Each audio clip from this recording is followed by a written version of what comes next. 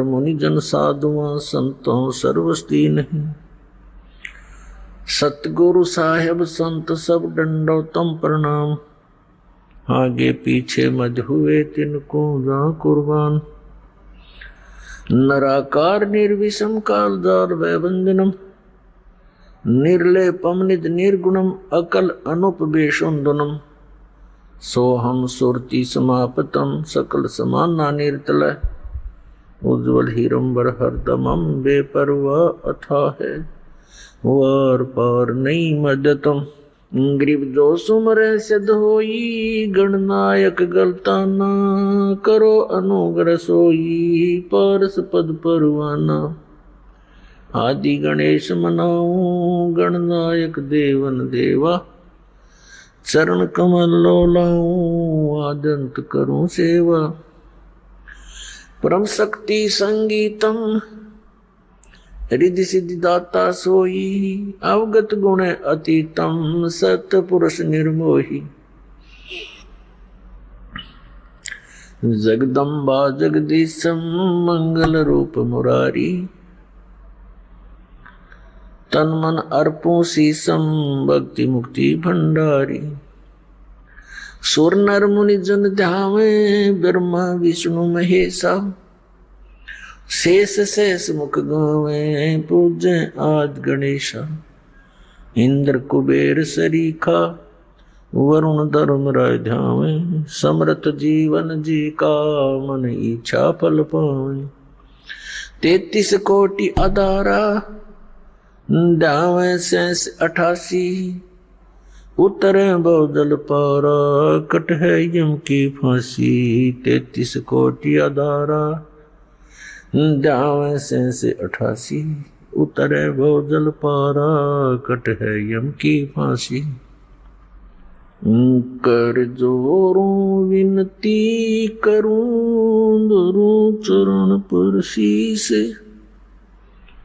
गुरु जी राम देवानंद जी महाराज ने दियो नाम बख्शीस। कोटि कोटि सिजदा करूं कोटि कोटि प्रणाम। चरण कमल में राखियो मैं बंदी जाम गुलाम। कुत्ता हूँ गुरुदेव का रामपाल दास का नाम। गले प्रेम की जेवड़ी जाखें चो वहाँ जाऊं।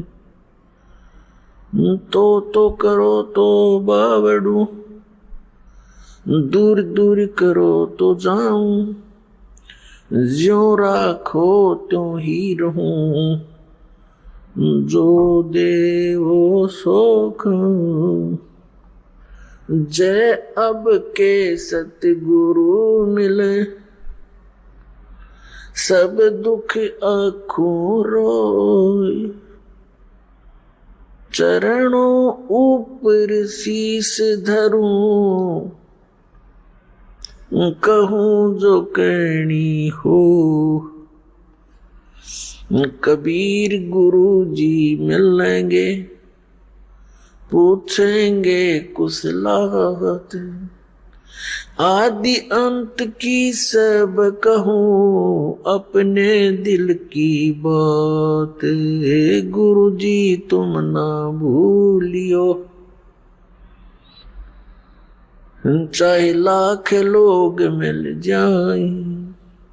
हमसे तुमको बहुत है तुम जैसे हमको नहीं। तुम्हारे विसारे क्या बने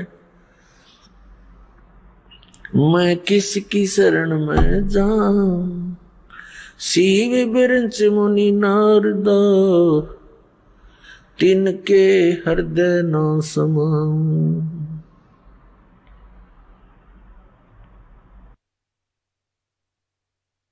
परमपिता परमात्मा पूर्ण ब्रह्म सर्व सृष्टी रचनाहार कबीर परमेश्वरजींच्या असीम कृपेने असीम कृपेमुळे पुण्यात्म्यांनो आपण हा सत्संग ऐकत आहात. या संसारामध्ये जर कोणती वस्तू असंभव आहे, तशी दुर्लभ आहे, केवळ सत्संग आहे. पुण्यात्मे परमेश्वराच्या शोधात युगांपासून लागलेले आहेत आणि जसेही त्यांना कुठल्या संत ऋषी किंवा ग्रंथाने मार्गदर्शन केले त्यानुसार त्यांनी आपल्या समर्पित भावनेने त्यात जोडले जातात. आणि जो कोणी साधक साधना करत असेल त्या आपल्या साधनेला उत्तम मानूनच करत असतो आणि त्याचा परिणाम म्हणून आपण बघतो, जसा आपला जन्म पवित्र हिंदू धर्मामध्ये झाला, जसेही आपल्या हर गुरूंनी ज्ञान दिले होते, आपले पूर्वज त्यानुसार साधन क्रिया करत होते. त्यांनी काय ज्ञान सांगून ठेवले होते की मूल झाले, होम करावा, मृत्यू झाला तर त्याचे श्राद्ध करावे, त्याचे 13वे करा. आणि जसे गुरूंनी मार्गदर्शन केले, रामकृष्ण भगवान आहेत, श्रीकृष्ण भगवान, विष्णू भगवान, शंकर भगवान, ते सगळे साधनक्रिया करत होते. आणि मग भूत बनून गेले कारण की श्राद्ध करून झाले त्यांचे. तर श्राद्ध क्रिया प्रेत यांनी प्राप्त असलेल्या प्राण्यांसाठीच त्या विषयातच होत असते. तर आपण सगळे श्राद्ध करत होतो. ह्याने सिद्ध झाले की आपले सारे पूर्वज भूत बनले होते. तर ज्याला आपण सत्संग समजत होतो, कारण की सत्संगाचा अर्थ आहे, तसे यथार्थ त्याचा भाव तर असा आहे की सच्चे ज्ञान कोणी आणि कोणी ऋषी महात्मा संत गुरुने प्रदान केले की त्याला सत्संग म्हणतात. ज्या गुरूंनी, ऋषींनी, संतांनी आपल्याला शास्त्राविरुद्ध ज्ञान देऊन असं म्हटलं की आम्ही तुम्हाला सद्ग्रंथांचे विचार सांगतो आहोत, सत्संग ऐकवतो आहोत, तर तो त्यांचा खोटेपणा होता. ती खोटी लोक होती. सद्ग्रंथांमध्ये जे मार्गदर्शन आहे ते आपल्यापर्यंत पोहोचले नाही. तर पुण्यात्म्यांनो, परमात्म्याची स्वतःची इच्छा असते. सतलोकापासून चालत येतात. आपल्या प्रिय आत्म्यांना ते गूढ ज्ञान सांगत असतात. आणि त्याच्या आधी हे सगळे काळाचे दूत परमात्म्याच्या लेकरांना भ्रमित करून टाकतात. शास्त्राच्या विरुद्ध ज्ञान ऐकून त्यांना परिपूर्ण करून देतात. हेच म्हणत राहतात की आम्ही ह्याच सद्ग्रंथांचे सगळे ज्ञान सांगत आहोत. जसे पवित्र हिंदू धर्मामध्ये पवित्र 4ही वेद, पवित्र श्रीमद भगवद्गीता, पवित्र 18 पुराण हे मान्य ग्रंथ आहेत. जर ह्या सद्ग्रंथांचे ज्ञान सुद्धा आपल्या पूर्वजांना असते, म्हणजेच तुम्हा सगळ्यांना असते, तर ह्याच्या पुढचा अभ्यास तर तुम्हाला खूप सोपा वाटला असता. जर कोणत्या शिक्षकाने मुलाला 4थी इयत्ता 5वी इयत्ता पर्यंतचं ज्ञान ठीक दिलं असेल, तर त्याला 6व्या इयत्तेत प्रवेश देऊन अगदी सोप्या रीतीने शिकवलं जाऊ शकतं. आणि ज्याने काहीच शिकवलं नसेल, सारे उलटे बकवास शिकवून ठेवले असतील, तर त्या मुलाला परत प्रारंभापासूनच, पहिल्या इयत्तेपासूनच प्रारंभ करावा लागेल.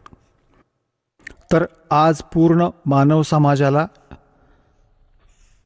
ह्या दासाला प्रथम इयत्तेचे क ख पण शिकवावं लागत आहे. ABC पण हा दासच शिकवेल या अध्यात्म मार्गाचे. आजपर्यंत या धर्मगुरूंनी केवळ माया जमवली आहे. ह्याला या वर्तमानाचे लोक जे धर्मगुरू आहेत यांना परमात्म्याशी काही देणं घेणं नाही आहे, ना जगत उद्धाराशी यांचा काही संबंध आहे. कारण की यांच्याकडे तो मार्ग मंत्र नाहीच आहे जो मोक्ष आणि शांती स्थापना करू शकेल. यांच्याकडे हे ज्ञान नाही आहे. पुऱ्या विश्वात तर पुण्यात्म्यांनो,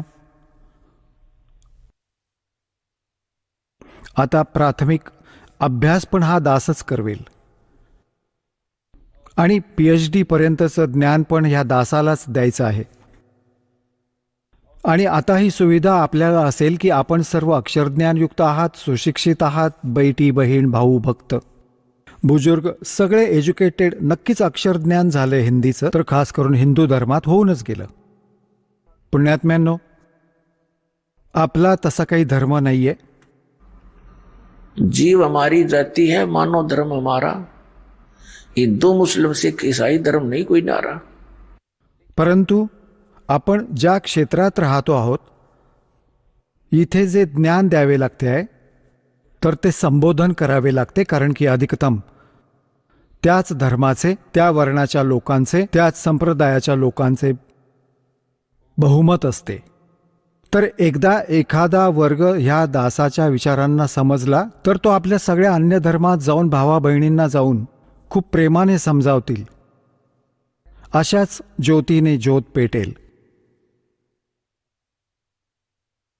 तर सांगायचा अर्थ आहे दासाचा की परमात्मा जेव्हा इथे येतात, आपले यथार्थ ज्ञान समजावण्याचा प्रयत्न करतात. सन 1398 मध्ये ज्येष्ठ शुद्ध पौर्णिमा, ज्येष्ठ उत्तरेची पौर्णिमा आणि विक्रम संवत 1455 सन 1398 मध्ये परमात्मा सतलोकापासून चालत सहशरीर आले. काशी शहर बनारसच्या बाहेर एक लहरताला नावाच्या तलावात कमळाच्या फुलावर येऊन परमात्मा विराजमान झाले. एका नवजात शिशूचे रूप धारण करून. निरू आणि नीमा नावाचे 2 पतिपत्नी होते. विणकराचं काम केल्याने ते विणकर म्हणवले जात होते आणि मुसलमान धर्मात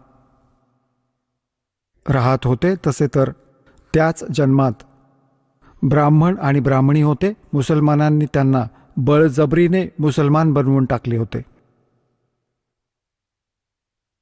तर विणकराचं काम करत होते, ज्या कारणाने विणकर म्हणवले. आणि परमात्मा पूर्वजन्माच्या आपल्या प्रॉमिसनुसार आपले वचनबद्ध झाले होते. निरू निमाचे पुत्र जसे, त्या कारणाने निरू निमाचे पुत्र त्या जन्मात नव्हते. जसे द्वापारमध्ये एक सुदर्शन नावाचा भक्त होता. त्याने परमात्म्याला नीटपणे जाणले होते. त्यावेळी कबीर परमेश्वरजी करुणामय नावाने आले होते. तर सुदर्शनजीचे माता पिता होते तेच आत्मा मग निरुनिमा बनले पुढच्या जन्मांमध्ये. तेव्हा सुदर्शनजींनी प्रार्थना केली होती, परमात्मा, माझ्या मातापित्याने खूप मोठी चूक केली, तुमचे ज्ञान स्वीकार केले नाही. आता ते ना जाणे कुठकुठल्या योनींमध्ये कष्ट झेलतील. परमात्मा, तुम्ही दया करा. कुठल्या जन्मात आपल्या लेकरांना शरण घ्या. परमात्मा आपल्या वायद्यानुसार, प्रॉमिस अनुसार त्यांना भेटले होते. निरू निमा अर्थात हे विणकर दंपत्य स्नान करण्यासाठी त्या सरोवरात पोहोचले. सकाळी ब्राह्ममुहूर्तावर तिथे बाळाला बघून घरी घेऊन गेले. आता संक्षिप्त ऐकवतो, ज्याचा विषय वेगळा आहे आज आपला. आणि तिथे विणकराच्या घरी प्रवेशाची लीला झाल्या कारणाने ते परमात्मा विणकर म्हणवले गेले, विणकराचे कार्य करू लागले. तर पुण्यात्म्यांनो, ते परमात्माच येऊन आपल्याला यथार्थ ज्ञान देत असतात. तर ह्या परमेश्वराने अशासाठी तिथे त्यावेळी त्या विणकराच्या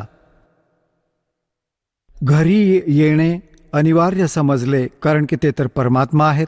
आपण जीवबुद्धी आहोत. आपल्या बुद्धीनुसार आम्ही विवेचन करत आहोत. परमात्म्याने हे समजले की शूद्र जात त्यावेळी खूपच अस्पृश्य मानली जायची आणि एक धारणा बनली होती की भक्ती मार्गाचे काम तर ऋषी ब्राह्मणांचेच असते आणि हेच पार होऊ शकतात, हेच भक्ती करू शकतात. दुसरी धारणा अशी होती की ह्या ब्राह्मण गुरूंचे शिष्य अधिकतर शेठ लोक होत असत. ते दानधर्म खूप करायचे, वैश्य कुळांचे, आणि बाकी अन्य सुद्धा सवर्ण जाती सुद्धा त्यांचे शिष्य होत असत. आणि शूद्राला भक्तीचा अधिकारच नाही मानले जात असे. त्यांना मंदिरात जिथेही पूजास्थळ असायचे तिथे जाणे अलाउड नसायचे. तर परमात्म्याने ह्या साऱ्या बेड्या हटवण्यासाठी ज्याने जखडून ठेवला होता समाज, जाती धर्मामध्ये त्या सर्व बंधनांना तोडण्यासाठी, समाप्त करण्यासाठी परमात्मा आले होते. आता त्यांनी येऊन आपल्याला काय ज्ञान दिलं? राम नाम रटते रहो, राम नाम रटते रहो, जब तक घट में प्राण, कब हो तो दीन दयाल के, हे भनक पड़ेगी कान.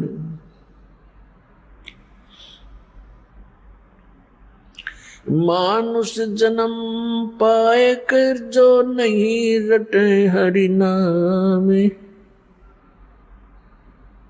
जैसे कुआ जल बिना बनवाया क्या काम.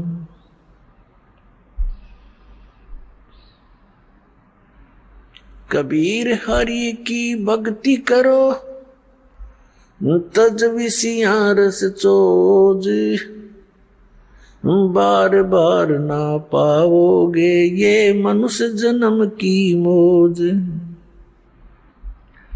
मानुष जन्म दुर्लभ है ये मिलन बारंबार,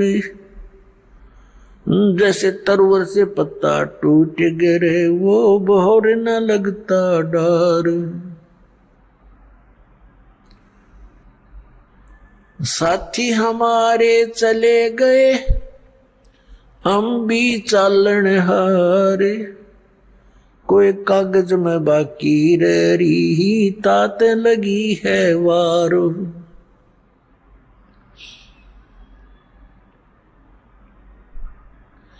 पतझड़ आवत देख कर बन रोवे मन माही, ये ऊंची टहनी पात थे अब पीले हो जाही.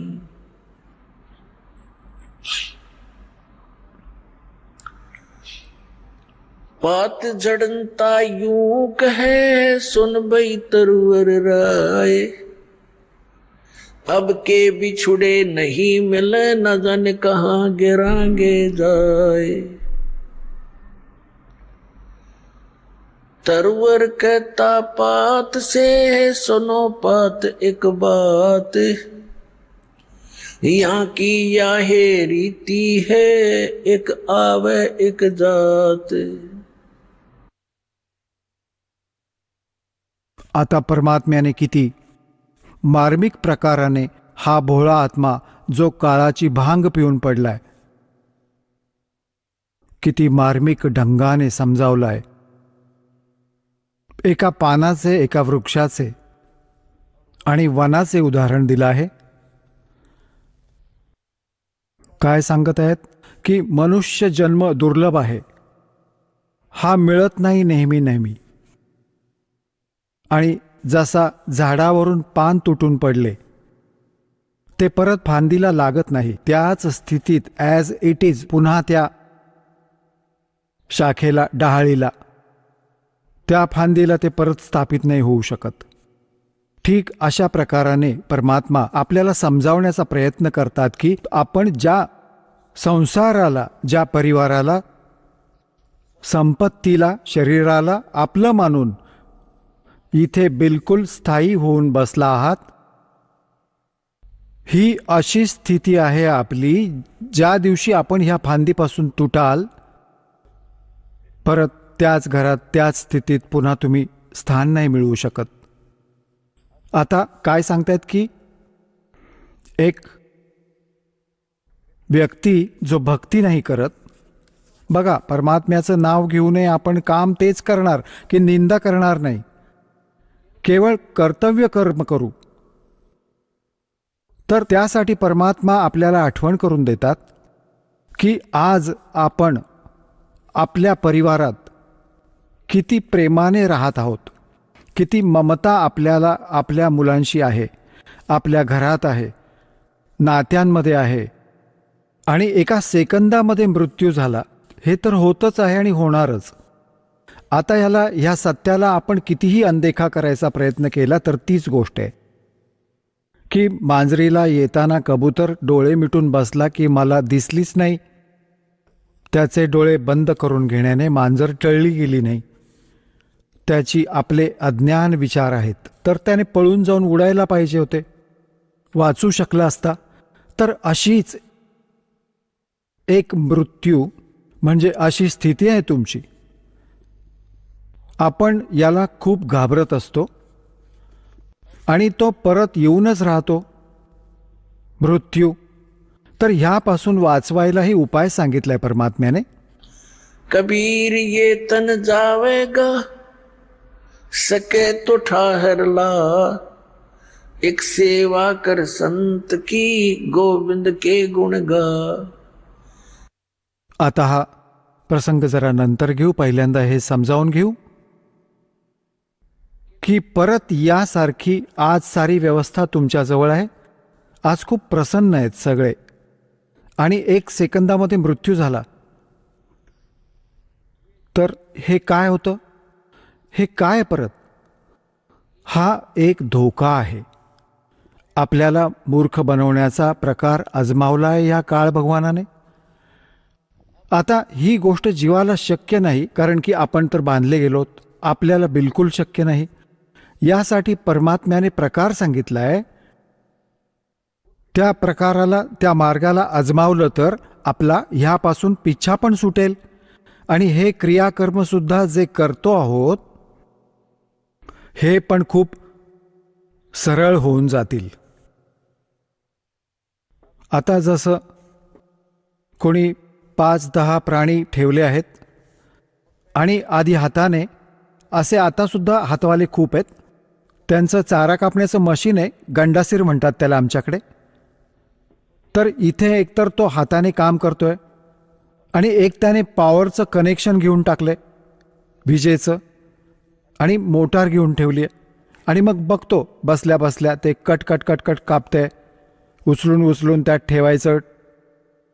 आता जे 2-3 तासांचं काम तर 20 मिनिटात होऊन जातं.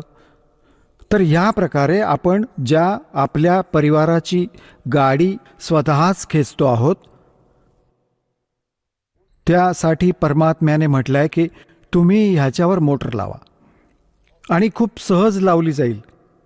आणि मग बघा तुम्ही पण बसा, गाडी पण चालेल. तर आपण सगळे आपल्या हिशेबाने आपली गाडी खेचतो आहोत. परमात्म्याचे कनेक्शन मिळाल्यानंतर तुम्हाला पॉवर मिळून जाईल, ती मोटर मिळून जाईल जी त्याला फिरवेल, चालवेल आपोआप. तर ती कामे पण हलकी होतील, जे आपण नाही करू शकत, जे पॉवर करत असते. तर अशा प्रकारे ती साधना, तो विधी, ज्याने त्या पॉवरची म्हणजे परमात्म्याची शक्ती आपल्याला प्राप्त केली, ज्याने आपली संसाररूपी परिवाररूपी गाडी पण ठीकपणे चालेल. तर तो दास आपल्याला सांगत आहे आणि हे अजूनपर्यंत कोणाला प्राप्त झालं नाही. आणि ज्या कारणाने आपण भगवानाच्या शोधात लागलो तरीही तेवढाच संघर्ष, तेवढ्याच समस्या आपल्या घरावर, शरीरावर बनून राहिल्या. कारण की आपल्याला ते पॉवरचं कनेक्शन मिळालं नाही. आणि जिथून आपण कनेक्शन घेऊन ठेवलं होतं त्याचं मागून कुठे पॉवर हाऊसची कनेक्शन नव्हतं. ते खोटं बोलत होते, ते नकली होते. तर पुण्यात्म्यांनो, प्रसंग चाललाय की परमात्म्याने काय सांगितलं. जसं एक पान वृक्ष फांदीपासून तुटून खाली पडतो आणि तो पडत असताना काय सांगतोय,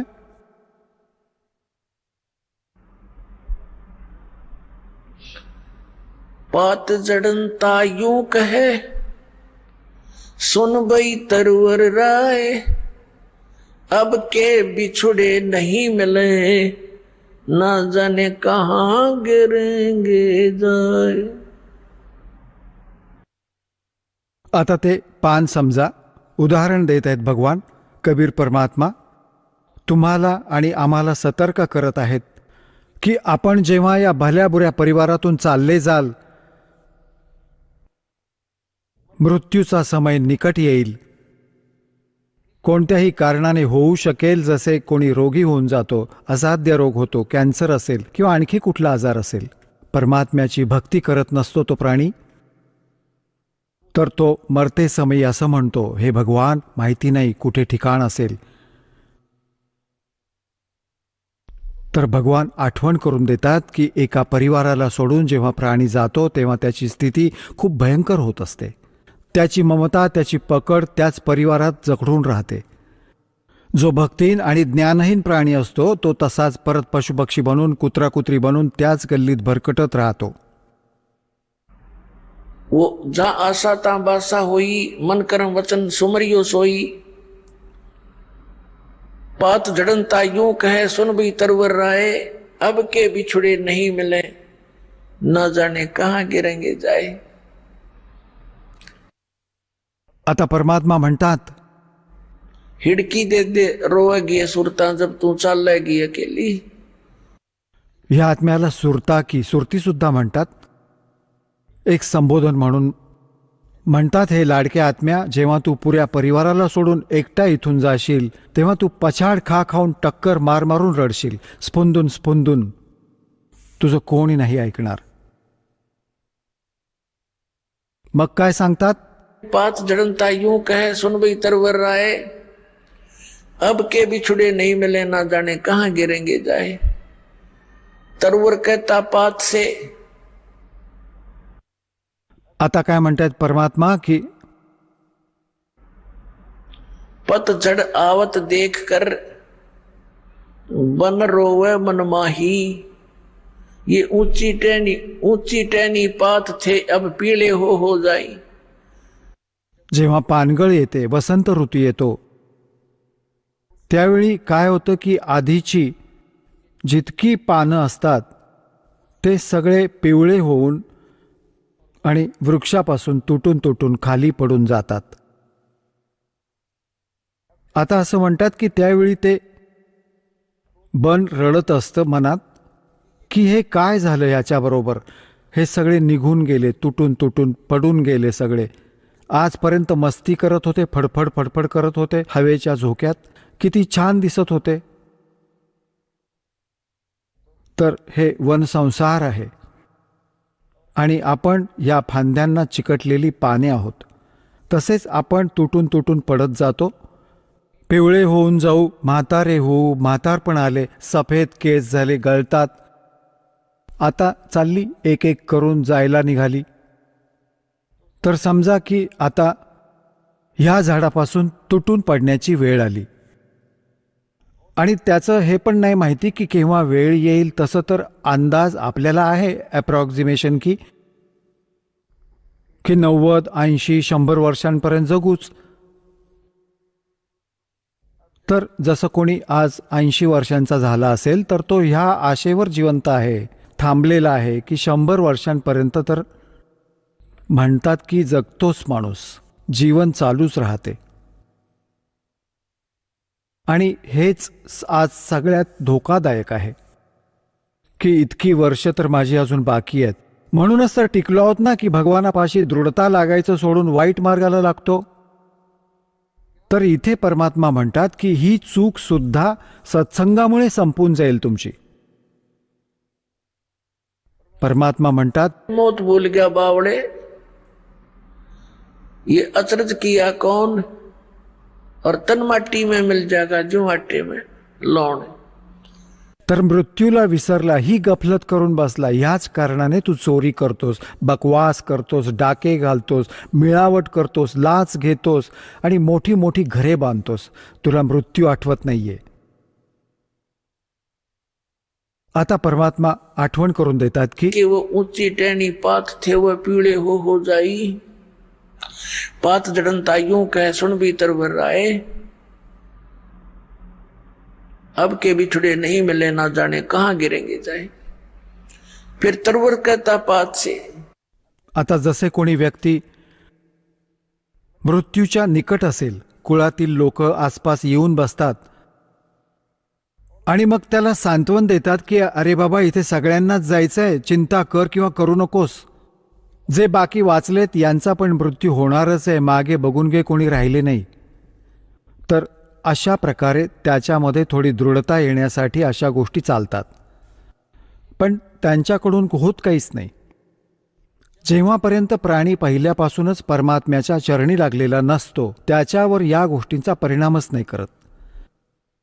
पहिल्यापासून भक्तीत लागला असेल, भक्तीच्या शक्तीने, भक्तीच्या कमाईने, मंत्रांच्या कमाईने, त्यावेळी तो थोडा बहुत जर डगमगत असेल परिवार बघून, तर त्याला आठवण करून देण्याने तो लगेच दृढ होतो, कारण की त्याचा पाया मजबूत असतो. आणि परत तो विसरून जातो संसार आणि परमेश्वराशी सुरती लावून घेतो. आणि भक्ती आणि ज्ञानहीन प्राणी, मग त्याला काहीही म्हणा परिणाम होत नाही, त्याची सुरती तिथे जखडून राहते. तर इथे तरवर कहता पात से सुनो पात एक बात, यहाँ की यही रीति है, एक आवे एक जात. आता जसे त्या पानगळीच्या वेळी फांद्यांवरून पाने तुटून तुटून पडत होती, आधीचे तर पडले, संपून गेले. कोण घाण नाल्यात पडला, कोणी पशूंच्या पायाखाली तुटून नष्ट झाला, आणि लगेच परत पालवी फुटून येते, नवी पाने. 10 किंवा 15 दिवसात हिरवेगार होऊन जाते ते झाड. आणि मग ते काही, ती जी पाने नवीन आली आहेत ती 1 वर्ष नाचून गाऊन घेतील, फडफड फडफड करतील, मग ते पण ह्या स्थितीत जातील. तर परमात्मा आपल्याला आठवण करून देतात ह्या उदाहरणाच्या माध्यमातून की तरवर कहता पात से सुनो पात एक बात, यहाँ की यह रीति है, एक आवत एक जात. आजोबांची वेळ झाली, नातू तयार होऊन गेला. आता 50, 60, 70 वर्षांच्या नातवाची वेळ आली, इथे कोणालाच राहायचं नाहीये. तर परमात्मा आपल्याला आठवण करून देतात, रहनानी देश बिराना है. हा आपला लोक नाहीये, हा देश राहण्याचा नाहीये, आणि तुम्ही तिथे जाण्याचा प्रयत्न नाही करत जिथे तुम्हाला सर्व सुखे मिळतील, जिथे वृद्धावस्था नाहीये, तिथे मृत्यू नाही होणार. सांगा, इतके सुंदर स्थान आणि तुम्ही ते ग्रहण करत नाही आहात, कारण की तुम्हाला ज्ञान नाही, तुम्हाला हा विश्वासच नाहीये की असा कुठला लोक आहे. कारण की ह्या नकली संतांनी आणि या पंथांनी परमात्म्याला बर्बाद केले. ह्या भक्ती मार्गात नाव निशाण मिटवून टाकले. महिमा गातात सतलोकाची आणि सचखंडाची, आणि तिथली व्यवस्था सांगते की तिथे प्रकाशच प्रकाश आहे, चैतन्यच चैतन्य आहे. त्या प्रकाशामध्ये आपण काय आपले दिवे लावणार आहोत? तिथे कोणी काही नाही. अक्कल आहे का बघा, काय ज्ञान आहे हे?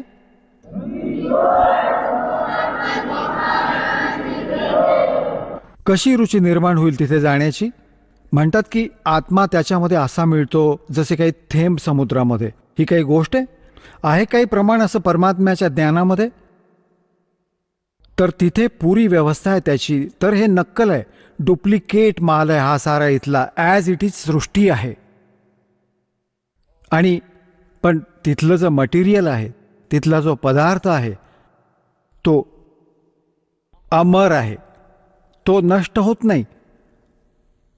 जसे एक सॅम्पल आहे, तिथले गंगेचे पाणी सतलोकातून आले आहे. ह्याविषयी ना ब्रह्माला माहिती आहे, ना विष्णूला, ना ह्या ऋषीबिशींना. यांची तर खूप खालच्या स्तराची कहाणी आहे.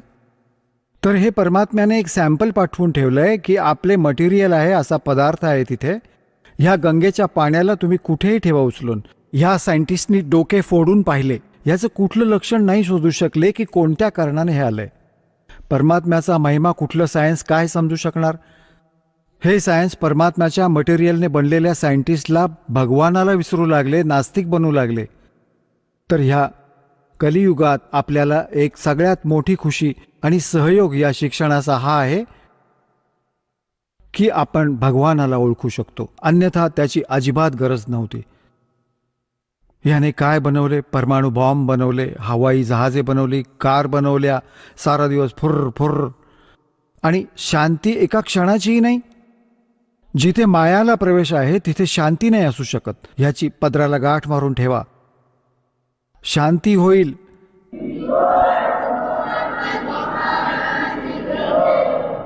निखाऱ्यांवर बसून आपण शांती शोधत आहोत. विस्तवावर पाय ठेवतो आणि विचार करतो की शांती मिळेल, आपल्याला गारवा मिळेल. तर माया तर विस्तव समजा, हे निखारे आहेत. आणि ज्याच्याकडे जास्त आहेत तितके जास्त त्याच्याकडे आहेत. कधी स्वप्नात सुद्धा त्याला सुख नाही मिळू शकत. आणि जिथे भक्ती आहे, परमात्मा साथ आहेत, मग ह्या मायेला सुद्धा परमात्मा आपल्या हिशोबाने सेट करून देतील. त्यासाठी परमात्मा म्हणतात, माया दासी संत की भगत की और उभय दे आशीष, विलसी और लातों छड़िया सुमर सुमर जगदीश. जेव्हा आपण परमात्म्याला शरण जाऊ, सतनामाचा सच्च्या नामाचा जप करू, ही माया आपल्या चहूबाजूला पडून राहील. पण परत आपल्याला हिची आवश्यकता ना राहील. आता जसे आपण दारू पित होतो, बिडी पित होतो, म्हणजे आपण दास पित नव्हता, नुसते सांगतोय, बिडी पिडी कधी प्यायलो नाही.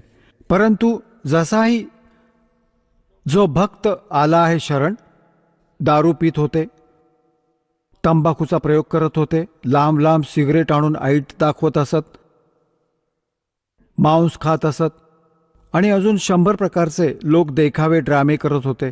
हे सारे सुटून जाईल या भक्ती मार्गात. हे प्रतिबंध लावले जातात. तर माया जी वेस्ट जात होती, एक दारू पिणारा, त्याचे तर एस्टिमेट लावू शकत नाही. एका दिवसात किती नाश करून घेतो. एक सिंपलसी बीडी आणि तंबाखूचा प्रयोग करणारा, सिगरेट पिणारा, कमीत कमी 20-30 रुपये डेली वेस्ट बर्बाद करून टाकतो. कदाचित आज तर जास्त झाले असतील. तर महिन्याचे एस्टिमेट लावले तर 1000चा तर त्याचा कमीत कमी खर्च झाला असेल, हे वाचले. मग दारू प्यायचे एक अजून एस्टिमेट काढले तर एका महिन्याला 10,000 पिऊन नाश करेल.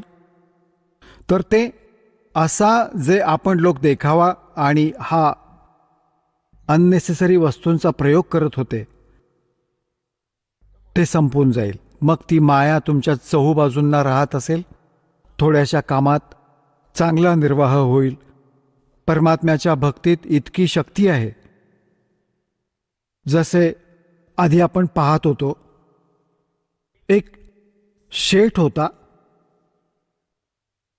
त्याच्या मुलाच्या पोटात दुखत होते, असह्य पीडा होत होती. अचानक घेऊन गेले हॉस्पिटलमध्ये, प्रायव्हेट हॉस्पिटलमध्ये.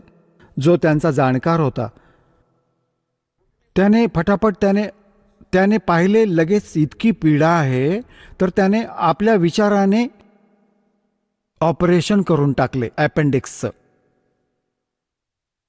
अपेंडिक्स ऑपरेशन करून टाकले, अपेंडिक्स काढून टाकले. पीडा जशीच्या तशीच राहिली. जेव्हा ती अँटी पेन किलर बंद केली तर जशीच्या तशीच पीडा. परत त्याच प्रकाराने दुसऱ्या डॉक्टरकडे घेऊन गेले. त्याने काय पाहिले की ह्याने ती याच्या ज्या आहे ना झिल्लीमध्येच डिफेक्ट आहे. ती झिल्ली आता काढून टाकली, केली. आता तरी पीडा जशीच्या तशीच राहिली. परत पाहिलं की परत लास्टमध्ये कळलं की याच्या मोठ्या आतड्यात खूप इन्फेक्शन झालंय. आता कुठून जाऊन लाखो रुपये आणणार, त्याची बर्बादी झाली तेव्हा जाऊन त्याचा जीव वाचला. आणि 2-3 महिन्यांपर्यंत अशी बर्बादी राहिली. आता काय होईल जेव्हा भक्तीशी आपण जोडले जाऊ? पुण्यात्म्यांनो, यासाठीच भगवानाचा शोध घेतला जातो. कारण की आपण खूप युगांपासून आपण पापांचे ढीग लावत आलेले असतो. पापाच्या प्रभावामुळे थोडी बहुत हानी शरीरात होऊ लागते. पण थोड्याच ट्रीटमेंटमध्ये 100 रुपयाच्या औषधात तुम्ही स्वस्थ होऊन जाल. आणि नाहीतर लाखो लागतील, पिच्छा सुटेल, पण मरण पण येईल. तर अशा प्रकारे परमात्मा तुम्हाला सहयोग द्यायला लागेल. या दासाचा खूप बिटर एक्सपिरियन्स आहे ह्या मार्गामध्ये. कारण की तेव्हाच ह्या मार्गाला, त्या परमात्म्याच्या मार्गाला, त्याच्या आदेशाला तुमच्यापर्यंत पोहोचवण्याचा प्रयत्न केला आहे की ह्यामुळे खूप लाभ मिळेल तुम्हाला. असा लाभ मिळेल की तुम्ही विचार पण करू नाही शकणार.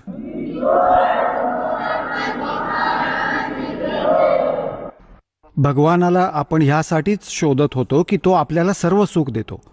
तर तो सर्व सुखदायी परमात्मा मिळालाच नव्हता, आता मिळाला आहे सर्व सुखदायी. आता तो सुखच सुख देईल, इथे दुःख होऊच शकत नाही. जसा बर्फ आहे, AC रूम आहे, तो ठीक चालला असेल तर त्यामध्ये गरमीचे काय काम? तर असं परमात्म्याचं हे कनेक्शन मिळाल्यानंतर तुमच्या परिवारामध्ये विचार करा की गरमीच्या दिवसात AC लागला आणि तो थंडीत पण काम करेल. म्हणजे ऑटोमॅटिक आहे परमात्म्याची सिस्टीम, आपल्याला हर प्रकारे सुख देईल. आपण आता प्रसंग असा चाललाय की आपण ते स्थान विसरलो जिथे जाऊन आपण सदा सुखी राहू. आणि आपण सगळे पहिल्यांदा तिथेच राहत होतो. आता काही भक्त अज्ञानामुळे, भोळे भाळे ज्यांना ज्ञान नाही, ते हा प्रश्न करत असत की एक गोष्ट सांगा, जर सगळेच इथून चालले गेले तर इथे कोण राहणार? सांगा. आता त्यांना हीच चिंता होत आहे की इथे कोण राहील सांगा. अरे इथे असा तर एक दगड आहे, फिरत राहील. आपण काय ठेका घेतलाय का या पृथ्वीचा? हा मंगळ ग्रह, हा चंद्र, हे सारे धक्के खातील आणि फिरतच राहतील. आपण आपल्या सतलोकात जाऊ, ह्या कोणाची आपण काय करणार? तर ज्याची असेल तो सांभाळेल याला. तर सांगण्याचा भाव असा आहे की आपण इतके रंगलो आहोत. इथे जसे एक भक्त भोळाबाळा, त्याच्या घरी त्याची पत्नी खूप आजारी होती, खूप फारच संकटात होती, हर प्रकारचा त्रास होता. परमात्म्याची दया झाली, दीक्षा घेतली, भगवानाच्या कृपेमुळे ती स्वस्थ झाली. त्याला समजावू लागले, भावा नाम घे भगत, नाहीतर भक्ती न करण्याने पशु बनशील, घोडा बनशील. तो घोडा बग्गी घेत होता. त्याला सांगितलं, भावात मग तू घोडा बनशील तू? तर तो म्हणाला, महाराजजी घोडा पण बनायला पाहिजे ना, नाहीतर बग्गी कोण चालवेल? याला बग्गीची चिंता होत होती. मग म्हणाले, ठीक आहे बाबा, तू बग्गी खातर कर काम. मग त्याने उपदेश घेतला त्याने. पण आपली धारणा अशीच बनली आहे की इथे असं कसं होईल? तर पुण्यात्म्यांनो, परमात्म्याचा हा मार्ग खूप नीट समजून घ्या. जसं ज्या उद्देशाने परमात्मा स्वतः येत असतात, त्या चांगल्या लोकातून ह्या घाण लोकात तुमच्यासाठी, तर हे किती इम्पॉर्टंट काम असेल. एकतर असे तसे ते भगवान इतक्या दुरून आले नाहीत तुम्हाला हे ज्ञान देण्यासाठी की तुम्ही इथले रहिवासी नाही आहात. सतलोकामध्ये खूप सुख आहे आणि जे सुख तुम्ही इथे शोधत आहात हे तुम्ही 1000 लाख करोडे वर्ष शोधत राहिलात तरी मिळणार नाही. एका जन्माची जर गोष्टच सोडा. आणि इथे काय अवस्था आहे तुमची त्याच्याशी आपली ओळख करून देतो. इकडून काळाचे दूत पण आपल्या खूप काळ प्रेरणेमुळे अज्ञानाचा प्रसार करत आहेत जागोजागी. आणि पुण्यात्म्यांनो, परमात्म्याने इथे येऊन म्हणून आपल्याला हे ज्ञान सांगितले की आपण त्याची लेकरं आहोत. आणि हा जो काळ आपला दुरुपयोग करतो आहे, आपण ह्याची लेकरं नाही आहोत. आपल्या लेकरांना कोणी असं दुःखी करू शकतो? कोणाचा पाय तुटला, कोणाचा डोळा फुटला आणि कोणाचा हात तुटून गेला, कोणाचा मुलगा मेला, कोणाची मुलगी मरून गेली, कोणी कॅन्सरने पीडित आहे, कोणी पशुपक्षी बनून, गाढव कुत्रे बनून विष्ठा खात आहेत, मूत्र खात आहेत. हे तर कोणी आपल्या लेकरांना असे दुःखी करू शकतो? तर ह्या भगवानाला आपण आपला परमात्मा नाही मानू शकत. इथला जो स्वामी आहे तो काळ आहे. ह्याचा उद्देश आपल्याला पीडित करणं आणि विचलित ठेवणं आहे. भ्रमित ठेवायचं होतं की यांना भगवानाचे ज्ञान न हो आणि कुठे हे पळून न जाओ. तर ह्याच्या आधी हे आपले संत पाठवले. आपण आपली ती पण लेकरं आहेत परमात्म्याची, संत आहेत. जसे काही त्या काळामध्ये फसून गेले, ते त्या अज्ञानाचे मास्टर बनून गेले, त्या अज्ञानाचा जागोजागी प्रचार करू लागले. भोळे आत्मा त्यांना संत महात्मा मानून त्यांच्या एक एक वचनाला शिरोधार्य मानले. आता जेव्हा हे सच्चे ज्ञान येते आहे तर जुना पेंट निघत नाही लगेच. तर दासावर दया केली परमात्म्याने की प्रथम ह्या सगळ्या संत ग्रंथांचं ज्ञान करवलं. मग ह्या संतांची वचनं बघितली की हे काय सांगतायत, आपले सद्ग्रंथ काय सांगतायत. मग समजलं की बाबा हे तर चुकीचे करत आहेत सगळं काम. हे तर आसपास पण नाहीत सद्ग्रंथांच्या. 1, 2, 3, 4, 10 शेकड्यांच्या संख्येत या संतांचा इतिहास, ह्याचं ज्ञान दासाने वाचून बघितलं. कदाचित हा तर चांगला महात्मा दिसतोय, ह्याचं कदाचित ठीक मिळून जाईल. मग जे निघून गेले इथून महापुरुष, ज्यांचा खूप बोलबाला होता, हे महर्षी दयानंद सारखे नकली, ह्यांच्यामुळे खूप प्रभावित होता दास. आणि दासाने यांचे सत्यार्थ प्रकाशला ह्या उद्देशाने ह्या तत्वज्ञानाच्या प्राप्तीनंतर वाचले. आधी पण वाचले होते, पहिले समजत नव्हते काहीही की ह्या महापुरुषांची वाणी आपण नाही समजू शकत. ह्या असा विचार करून ठेवून टाकत होतो याला. असेच ही पुराणे पण ठेवून देत होतो की बाबा ही तर भगवानाची माया आहे, आपण काय समजू शकणार. आणि मग दासाचे परमात्म्याने ते डोळे बनवून दिले तत्वज्ञानवाले. त्या दृष्टीने जेव्हा त्यांना बघितले, त्या चष्म्याने, त्या तत्वज्ञानाच्या चष्म्याने, तेव्हा बघितले की अरे नाश करून ठेवलाय सगळा. कख पण नाही यांच्याकडे, ना तर वेदांचं ज्ञान, ना सांसारिक, ना व्यावहारिक गोष्टी ठीक या लोकांच्या. तर हा खूप चिंतेचा विषय झाला.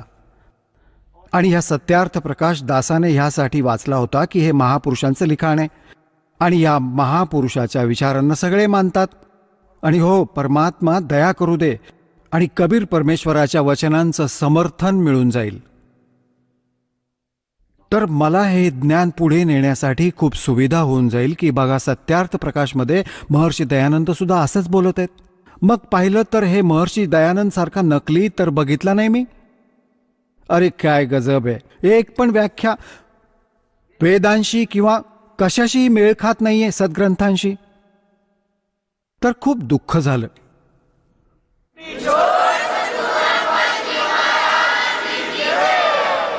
चला आता आपण त्या श्रद्धाळूंचे अनुभव जाणून घेऊयात, ज्यांनी जगद्गुरु तत्वदर्शी संत रामपालजी महाराजांकडून दीक्षा प्राप्त केलेली आहे, तसेच त्यांच्याद्वारा सांगितलेल्या भक्ती मार्गावर चालत आहेत. नमस्कार. नमस्कार. आपलं नाव? माझं नाव भास्कर एकनाथराव जाधव. आपण कुठून आलात? मी नांदेड जिल्हा, नाथनगर, नांदेड, महाराष्ट्र. आपला व्यवसाय काय आहे? मी मलेरिया ऑफिसमध्ये लॅब टेक्निशियन म्हणून सर्व्हिसला होतो. गव्हर्नमेंट जॉब आहे आरोग्य खात्यामध्ये. आता मी 2012 पासून निवृत्त झालेलो आहे, सेवानिवृत्त आहे. संत रामपालजी महाराजांची गुरुदीक्षा आपण कधी घेतली? संत रामपालजी महाराजची गुरुदीक्षा 27 सप्टेंबर 2015 मध्ये घेतली. संत रामपालजी महाराजांची गुरुदीक्षा घेण्या अगोदर आपण व आपला परिवार कोणती भक्ती साधना करत होतात? संत रामपालजी महाराजांची भक्ती करण्याच्या अगोदर मी अनेक प्रकारची भक्ती केली.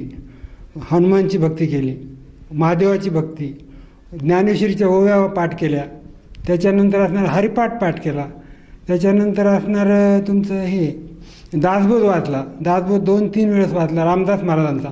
हनुमान महाराजांचे ते असे अवतार समजले जात होते, ते ब्रह्मचारी होते. त्यांचा दासबोध मी बरेच वेळेस वाचला की बाबा इथं काहीतरी भेटल, अशा प्रकारचं मी.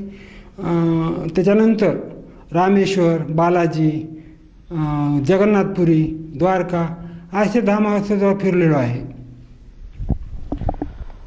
सर, संत रामपालजी महाराजांचा मार्ग आपल्याला कसा कळाला आणि आपण त्यांच्या शरणात कसे आलात?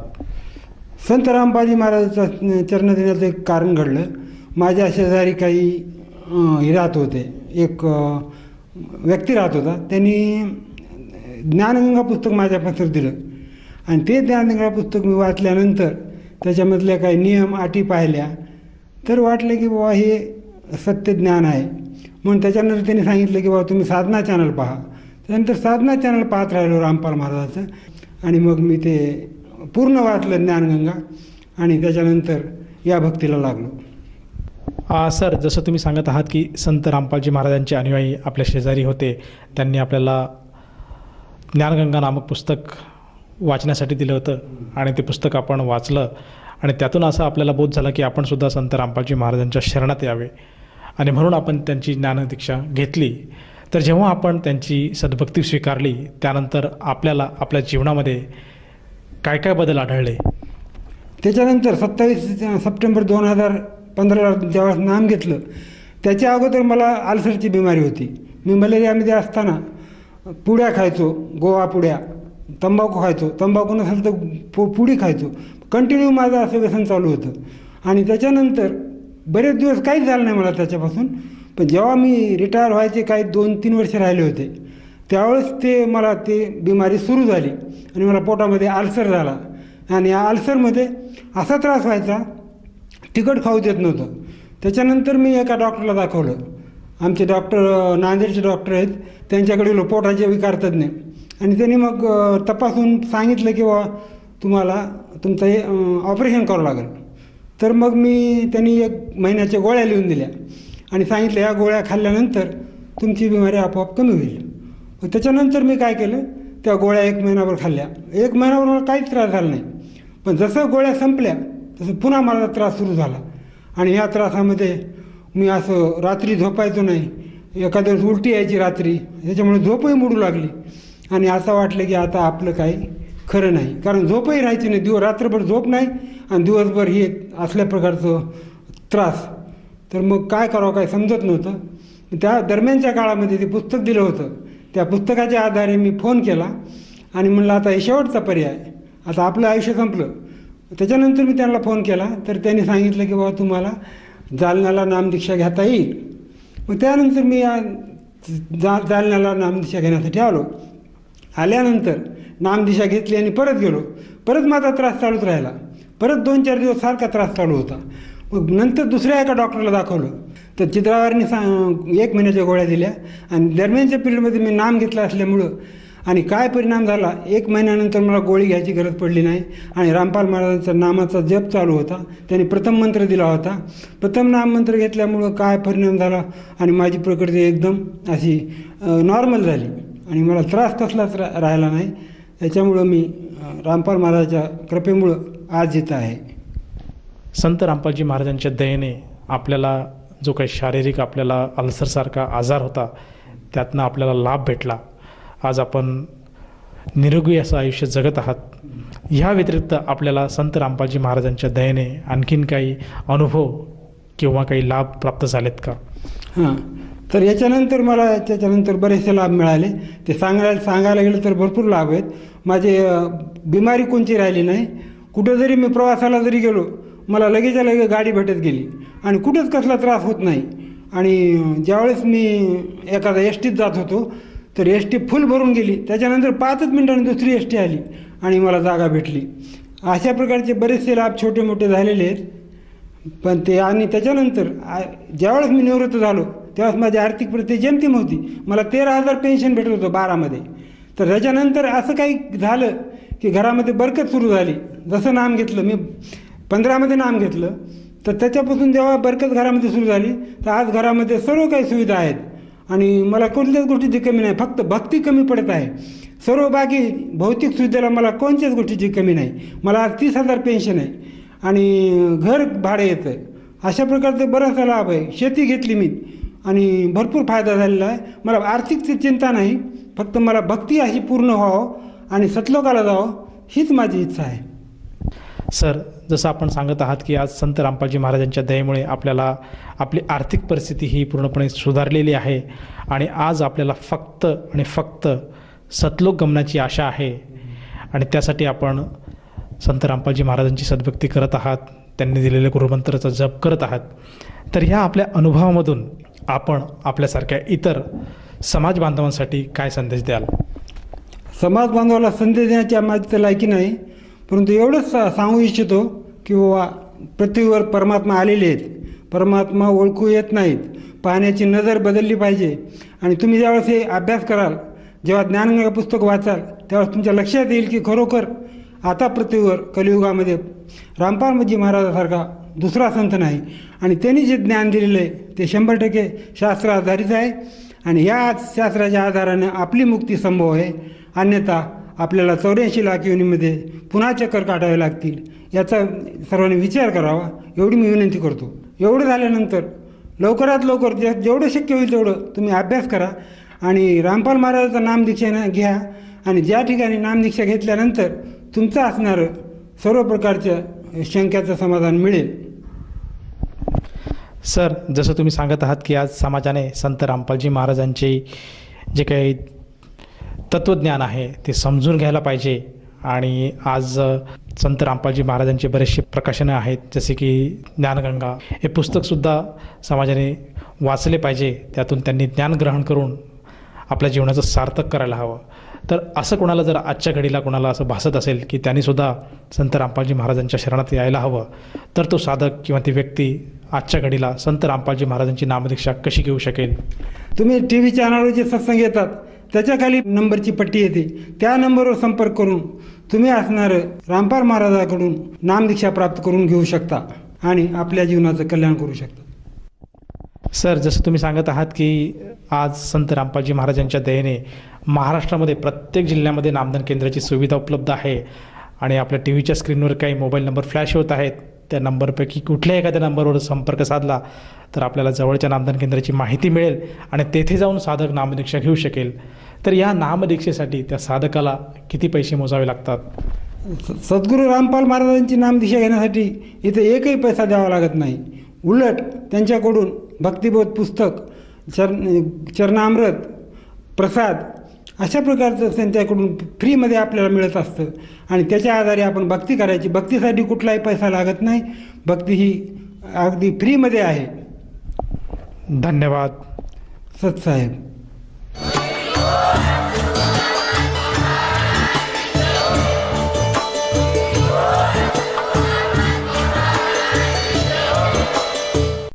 आपण ऐकत होता जगद्गुरु तत्वदर्शी संत रामपालजी महाराजांचे मंगल प्रवचन. निःशुल्क नामदीक्षा प्राप्त करण्यासाठी आणि अधिक माहितीसाठी संपर्क करा 7030303951 7030303952. आमची वेबसाईट आहे www.jagadgururampalji.org. सर्व पवित्र धर्मांच्या व पवित्र शास्त्रांवर आधारित प्रमाणित अनमोल पुस्तक ज्ञानगंगा किंवा जगण्याचा मार्ग यापैकी कोणतेही एक पुस्तक निःशुल्क मागवण्यासाठी आम्हाला आपले पूर्ण नाव, पूर्ण पत्ता, पिनकोड सहित आणि फोन नंबर लिहून 7030303951 7030303952 नंबरवर SMS करू शकता किंवा आम्हाला 7030303952